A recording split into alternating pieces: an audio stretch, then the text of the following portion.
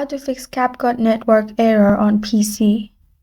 Hi everyone, it's Sophia to assist you today. Without any delay, let's jump right in. If you have problem in your network on CapCut, open Settings, then go to Network and Internet.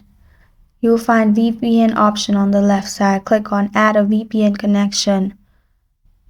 Then in VPN provider, make sure you select Windows. Add your connection name. After that, go to Google and search for VPN Gate. You'll find this kind of screen pop up. Click on the first link that pops up. And then scroll all the way down. You'll find all those VPN. Select any country's VPN you want. Select IP address, copy it, and then go to Settings again. Paste the code in server name or address. After that, you will need to choose VPN type.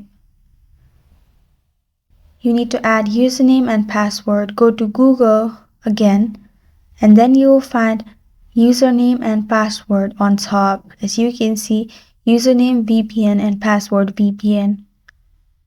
Write VPN and then again VPN and password and save it. After that, simply click on VPN 1 and then connect it.